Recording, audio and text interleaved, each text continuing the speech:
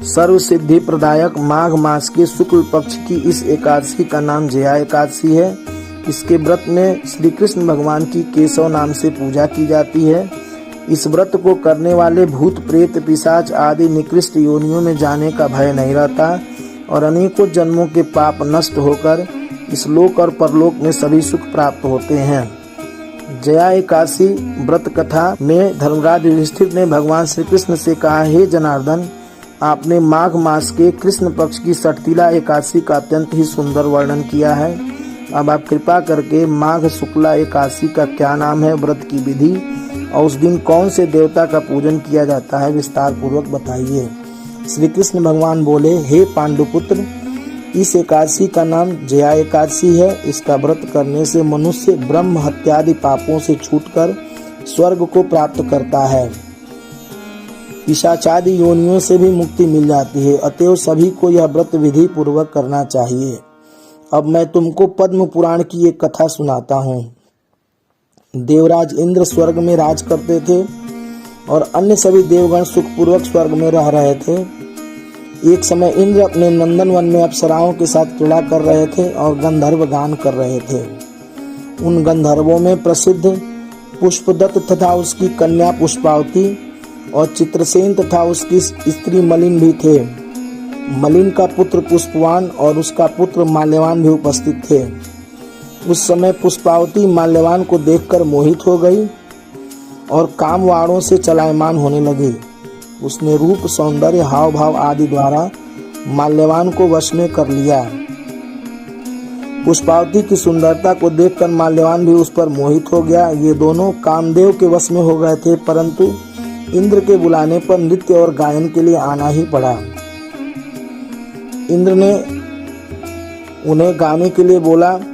उन्होंने अप्सराओं के साथ गाना शुरू किया, परंतु कामदेव के प्रभाव से उनका मन न लगा और अशुद्ध गायन करने लगे। इनकी भाव भंगिमाओं को देखकर इंद्र ने इनके प्रेम को समझ लिया और इसमें अपना अपमान समझकर इन दोनों को श्राप दे दिया और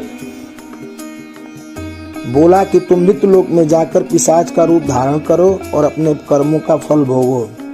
इंद्र का श्राप सुनकर ये दोनों बहुत ही दुखी हुए और हिमांचल पर्वत पर पिशाच बनकर अपना जीवन व्यतीत करने लगे। रात दिन में उन्हें एक क्षण भी निद्रा नहीं आती थी। उस स्थान पर बहुत ही सर्दी थी। उनके दांत सर्दी से कटकटा रहे थे।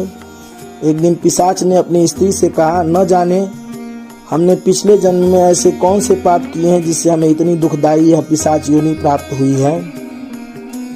दैवयोग से एक दिन माघ मास के शुक्ल पक्ष की जया एकादशी आई। उस दिन इन दोनों ने कुछ भी भोजन नहीं किया और न ही कोई पाप कर्म किया।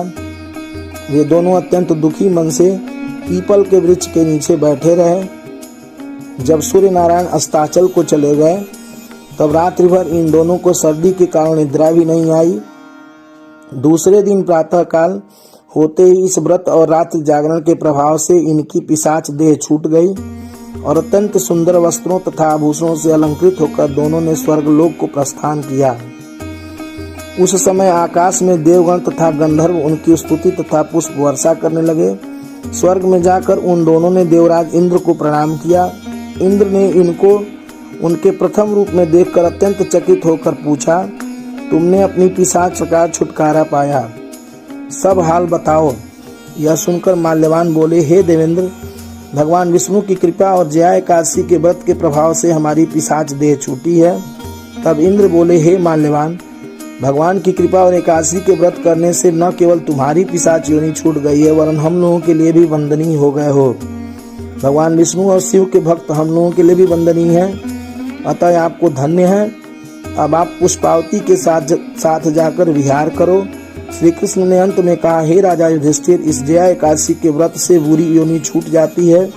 जिस मनुष्य ने इस एकादशी का व्रत किया है उसने मानो यज्ञ, तप, दान आदि सभी पुण्य कार्य कर लिए।